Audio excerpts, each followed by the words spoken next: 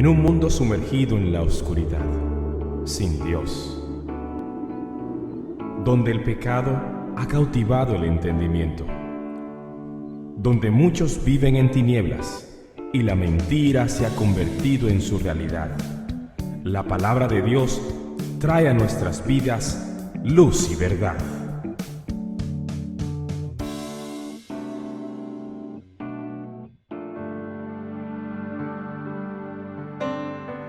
Romanos capítulo 8, versículos 12 y 13. Y leo la palabra del Señor. Por tanto, hermanos, tenemos una obligación, pero no es la de vivir conforme a la naturaleza pecaminosa. Porque si ustedes viven conforme a ella, morirán. Pero si por medio del Espíritu dan muerte a los malos hábitos del cuerpo, vivirán. Estamos estudiando la doctrina de la mortificación del pecado, y yo estoy casi seguro que muchos nunca han oído de esta enseñanza. Y yo me pregunto si esta práctica cristiana, si este mandamiento cristiano está en las Escrituras, ¿por qué no es enseñada en las iglesias? ¿Por qué los pastores no la proclaman? ¿Por qué no la enseñan? Porque el mortificar nuestro pecado tiene resultados que van en beneficio de nosotros mismos. Nos lleva a ser más santos, a tener vidas que agraden al Señor. Nos alejamos de las cosas de este mundo y empezamos realmente a hacer tesoros en los cielos. 3 cosas que he sacado como conclusión de por qué no es enseñado. En primer lugar, porque cuando uno habla de esta doctrina, esto nos humilla. A nadie le gusta que le digan: tenemos pecado que tenemos que combatir. Yo tengo un pecado que tengo que combatir. Mira, este pecado tienes que mortificarlo. ¿A quién le gusta que le señalen y trabaja con ese pecado de la ira? A nadie le gusta. Realmente hablar de esto nos humilla. Pero el Señor dice: bienaventurados sois cuando vosotros sois humillados. O bienaventurados, dice Pedro, y humillaos bajo la poderosa mano del Señor. Y a mucha gente no le gusta ser humillado. En segundo lugar, otra razón por qué esto no es enseñado, es porque esta doctrina nos hace entender que no tenemos el control si no es con la ayuda del Señor. Y por lo general, nos gusta a nosotros tener el control de todas las cosas. Nos gusta tener el sartén por el mango. Nos gusta dominar. Cuando nosotros se nos enseña que lo que tenemos que mortificar el pecado no lo hacemos solos, sino con la ayuda del Señor, con la ayuda del Espíritu Santo, eso como que no nos gusta. Eso como que no nos agrada mucho. Y en tercer lugar, por nuestra propia naturaleza pecaminosa y cómoda y posmodernista, siempre nos gusta escuchar mensajes que acaricien nuestros oídos, que así nos hagan. Nos gusta escuchar esas enseñanzas: eres vencedor, tendrás éxito, vas a triunfar, serás próspero, solo decreta, decláralo, confiésalo. Ese es el mensaje que está hoy rodando por las iglesias. Yo entonces deseo dar crédito en esta mañana al puritano John Owen, quien me prestó estos escritos para compartirlos con ustedes. ¿Qué significa mortificar? Mortificar significa hacer morir, matar de hambre, amortiguar, debilitar, quitarle la fuerza o el poder a ese pecado que nos tiene dominados. Una promesa de Dios, pero hay un deber del creyente.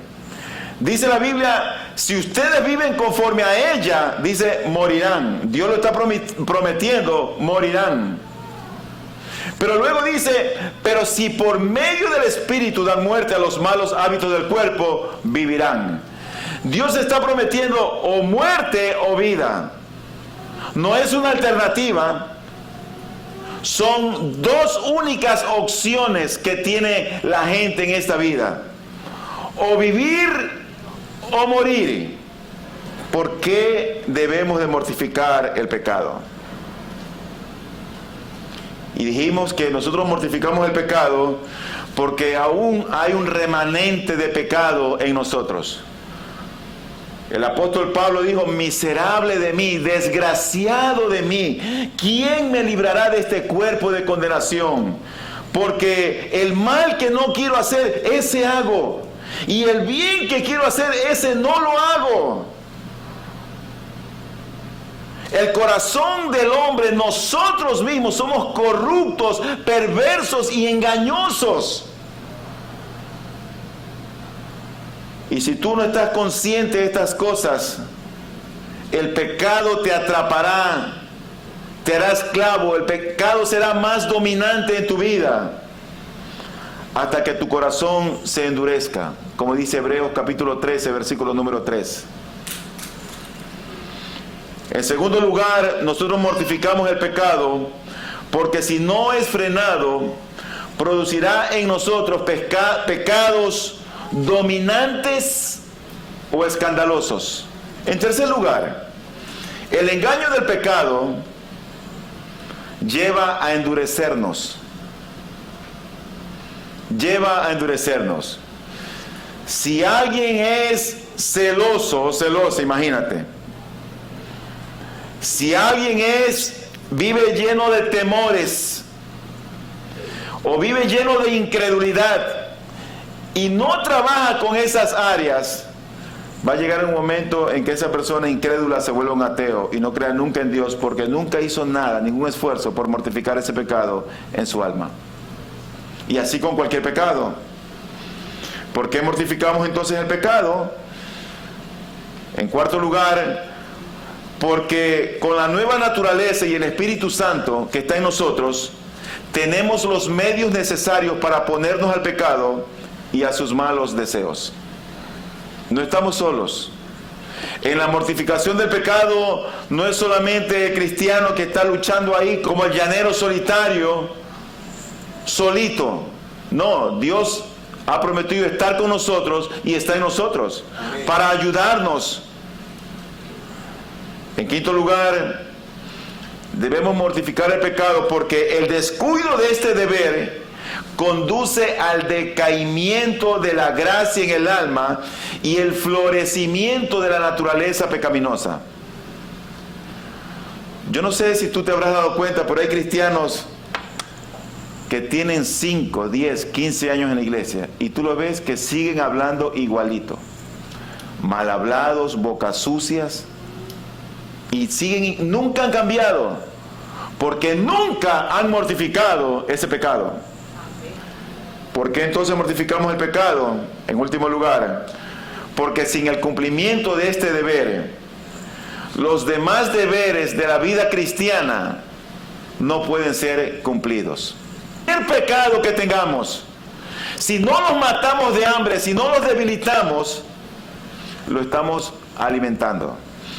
Entonces, en primer lugar, ¿qué no es mortificar el pecado? O lo que no es mortificar el pecado. No es destruirlo completamente ni erradicarlo del corazón. Esa es la meta, pero no para esta vida. Mira lo que dice la Biblia en Filipenses capítulo 3, versículo 12 al 14. Dice la Biblia: no es que ya lo haya conseguido todo o que ya sea perfecto, Sin embargo, sigo adelante esperando alcanzar aquello por lo cual Cristo Jesús me alcanzó a mí. Hermanos, no pienso que yo mismo lo haya logrado ya. Más bien una cosa hago, olvidando lo que queda atrás y esforzándome por alcanzar lo que está adelante. Sigo avanzando hacia la meta para ganar el premio que Dios ofrece mediante su llamamiento celestial en Cristo Jesús. Pero lo importante es saber y entender que en Cristo estamos completos, que en Cristo no necesitamos nada, que con Cristo lo tenemos todo. Eso es lo importante. Mira lo que dice la Biblia en el libro de Colosenses capítulo 2 versículo número 10. La Reina Valera dice: porque en Él habita corporalmente toda la plenitud de la deidad, y vosotros estáis completos en Él, que es la cabeza de todo principado y potestad. Tampoco significa tratar de disfrazarlo. Imagínate que alguien está airado, discutiendo con la mujer, con los hijos, y Luis suena el teléfono. Aló, sí, buenos días, pero estaba discutiendo. Y en un segundo cambió. No es tampoco desarrollar un carácter tranquilo y quieto. No significa, que él está, ay sí, que tú lo ves, ahí él está ahí, bien quietito. No significa tampoco desarrollar un carácter tranquilo y quieto. ¿Tú sabes por qué? Porque la mortificación del pecado no es cuestión de temperamento. No es cuestión de temperamento. Unos luchamos con el carácter, yo lucho con mi carácter. Y estoy consciente de eso. Pero otros tienen otro pecado, que luchan con otros pecados. En cuarto lugar, mortificar el pecado no es desviar el pecado hacia otra dirección. Y ahí está el pecado. A veces, tú no te has dado cuenta que a veces hay personas que quieren la bendición de Dios, pero están haciendo las cosas chuecas. Quieren que Dios los bendiga, que les solucione el problema, quieren que les vaya bien en la vida, pero están viviendo chueco. Y uno se pregunta, pero es que eso, ¿cómo es posible eso? En Hechos capítulo 8, del versículo 9 hasta el 24, quiero leer con ustedes este pasaje. Dice lo siguiente: desde antes había en esta ciudad un hombre llamado Simón, que, jactándose de ser un gran personaje, practicaba la hechicería y asombraba a la gente de Samaria. Todos, desde el más pequeño hasta el más grande, le prestaban atención y exclamaban: este hombre es el que llaman el gran poder de Dios. Lo seguían porque por mucho tiempo los había tenido deslumbrados con sus artes mágicas. Pero cuando creyeron a Felipe, que les anunciaba las buenas nuevas del reino de Dios y el nombre de Jesucristo, tanto hombres como mujeres se bautizaron. Simón mismo creyó y después de bautizarse seguía a Felipe por todas partes, asombrado de los grandes milagros y señales que veía. Cuando los apóstoles que estaban en Jerusalén se enteraron de que los samaritanos habían aceptado la palabra de Dios, les enviaron a Pedro y a Juan. Estos, al llegar, oraron por ellos para que recibieran el Espíritu Santo, porque el Espíritu aún no había descendido sobre ninguno de ellos, solamente habían sido bautizados en el nombre del Señor Jesús. Entonces Pedro y Juan les impusieron las manos y ellos recibieron el Espíritu Santo. Al ver Simón que mediante la imposición de las manos de los apóstoles se daba el Espíritu Santo, les ofreció dinero y les pidió: denme también a mí ese poder para que todos a quienes yo les imponga las manos reciban el Espíritu Santo. Que tu dinero perezca contigo, le contestó Pedro, porque intentaste comprar el don de Dios con dinero. No tienes arte ni parte en este asunto, porque no eres íntegro delante de Dios. Por eso, arrepiéntete de tu maldad y ruega al Señor. Tal vez te perdone el haber tenido esa mala intención. Veo que vas camino a la amargura y a la esclavitud del pecado. Rueguen al Señor por mí, respondió Simón, para que no me suceda nada de lo que han dicho. Dejó la magia. ¿Y sabes qué fue lo que le apareció después? Le apareció la codicia y la ambición. Y este hombre estaba en hiel de amargura y prisión de maldad, dice la Biblia. Cuando sustituimos un pecado por otro, ocurre que el pecado que nos domina no es mortificado. No es una conquista ocasional del pecado. Y puede ser posterior a calamidades o pruebas. Parece como que ha sido mortificado, uno como que cambió por la prueba, por la dificultad. Pero el pecado ocurre que continúa allí, está bien ocultito en el corazón, bien guardadito. Cuando ya se acaba la prueba, la gente se muestra tal y cual como es. En el libro de los Salmos, el capítulo 78, versículo 32, hay un ejemplo muy claro de esto. Salmo 78, versículo 32 en adelante. Dice lo siguiente: a pesar de todo, siguieron pecando y no creyeron en sus maravillas. Por tanto, Dios hizo que sus días se esfumaran como un suspiro, que sus años acabaran en medio del terror. Si Dios los castigaba, entonces lo buscaban, y con ansia se volvían de nuevo a Él. Se acordaban que Dios era su roca, de que el Dios Altísimo era su Redentor. Pero entonces lo halagaban con la boca y le mentían con la lengua. No fue su corazón sincero para con Dios, no fueron fieles a su pacto. Entonces, habiendo visto lo que no es mortificar el pecado, vamos a ver ahora lo que significa matar de hambre, quitarle la fuerza a ese pecado que está en el hombre. Bueno, la mortificación realiza al menos tres cosas. En el corazón del creyente hay tres cosas que realiza. En primer lugar, debilita nuestros deseos pecaminosos. Ese deseo malo, esa concupiscencia, es un hábito perverso que empuja el corazón, o sea que nos empuja a nosotros a hacer lo malo. Si no, mira lo que dice la Biblia en el libro de Génesis, capítulo 6, versículo número 5. Dice allí: al ver el Señor que la maldad del ser humano en la tierra era muy grande, y que todos sus pensamientos tendían siempre hacia el mal. ¿Qué hace la concupiscencia? ¿Qué es lo que trata de hacer cuando está en nosotros? ¿Sabe lo que ella quiere? Ser satisfecha.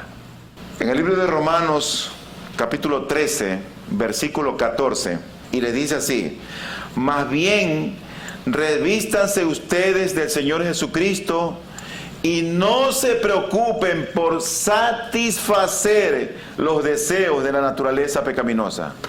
Pero la concupiscencia no solamente que busca ser satisfecha, sino que también empieza a pelear, a combatir, a batallar contra el alma. Primera de Pedro, capítulo 2, versículo 11. Queridos hermanos, les ruego como extranjeros y peregrinos en este mundo, que se aparten de los deseos pecaminosos, que combaten contra el alma. Pero ¿qué es lo que hacemos? En la mortificación del pecado lo debilitamos para que no nos seduzca y nos lleve a la muerte o a la esclavitud. Le disminuimos o quitamos el poder, ese poder que produce para avivarnos, para impulsarnos, para seducirnos, para inquietarnos, para molestar nuestras almas. ¿Sabes cómo le llama Pablo a eso? Crucificar la carne, o crucificar al viejo hombre con sus vicios y sus pecados en la cruz. En Gálatas capítulo 5, versículo número 24, dice la Biblia: los que son de Cristo Jesús han crucificado la naturaleza pecaminosa con sus pasiones y deseos. Romanos capítulo 6, versículo 6, dice la Biblia: sabemos que nuestra vieja naturaleza fue crucificada con Él para que nuestro cuerpo pecaminoso perdiera su poder. ¿Qué es lo que pierde su poder? La carne. la carne, de modo que ya no siguiéramos siendo esclavos del pecado. En segundo lugar, hay un combate continuo contra el pecado. No solo debemos conocer a nuestro enemigo, no solamente debemos conocer el pecado, sino también que debemos conocer o conocernos a nosotros mismos.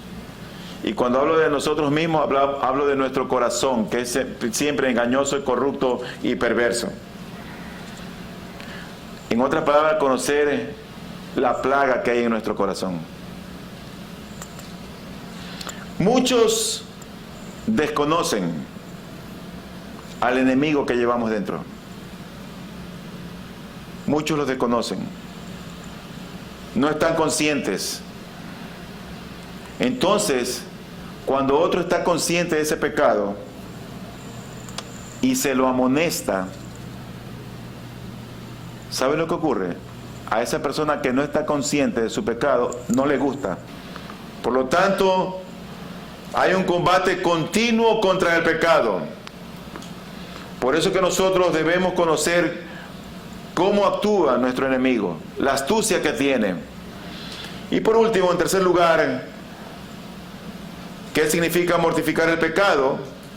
Bueno, lo que hace el Espíritu Santo en la mortificación del pecado es que reemplaza los malos hábitos por hábitos de gracia. Quiero dar unas directrices generales para la mortificación del pecado. ¿Qué es lo que una persona necesita para mortificar el pecado? Se necesita ser un creyente, se necesita haber nacido de nuevo para mortificar el pecado, porque es con la asistencia del Espíritu Santo que mora en el creyente que uno lleva a cabo la mortificación del pecado. Si una persona no es creyente, debe mortificar el pecado, pero su deber primario no es la mortificación, sino arrepentirse de su mala manera de vivir, buscar la conversión, creer en Cristo, para que haya gracia delante de Dios. El peligro que existe cuando el inconverso trata de mortificar el pecado es que va a ser desviado de su deber primario. Otro peligro es el peligro del autoengaño. En segundo y último lugar, es necesaria una actitud. Nosotros no podremos mortificar ningún pecado, a menos que sincera y diligentemente intentemos tratar con todo pecado. No es una elección. Debemos tratar con todo pecado. Y podemos nosotros, imagínate, leer la Escritura. Y tú dices, no, yo estoy leyendo la Biblia. Pero ocurre que no la escudriñas. O tal vez no meditas en ella. La obra de la mortificación que Dios requiere es un compromiso total para mortificar todo pecado. Si lo intentas, puedes depender de la ayuda del Espíritu Santo de Dios. Segunda de Corintios 7:1. Como tenemos estas promesas, queridos hermanos, purifiquémonos de todo lo que contamina el cuerpo y el espíritu, para completar en el temor de Dios la obra de nuestra santificación. Por eso, ¿sabes qué es lo importante? Vivir esta vida con una limpia conciencia. Lloro a Dios que este pasaje que nos dice, como tenemos estas promesas, queridos hermanos, purifiquémonos de todo lo que contamina el cuerpo y el espíritu, para completar en el temor de Dios la obra de nuestra santificación. Purifiquémonos. Trabaja con tus pecados, que yo voy a trabajar con los míos. Trabaja con los tuyos, y que cada uno haga su obra. Entonces veremos una iglesia poderosa y fuerte en el amor de Cristo el Señor.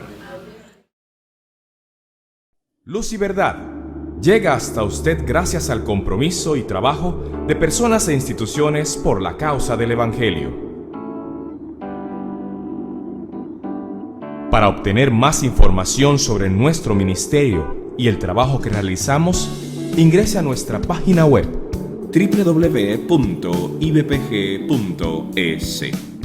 Deseamos que este mensaje de la palabra de Dios traiga a su vida luz y verdad.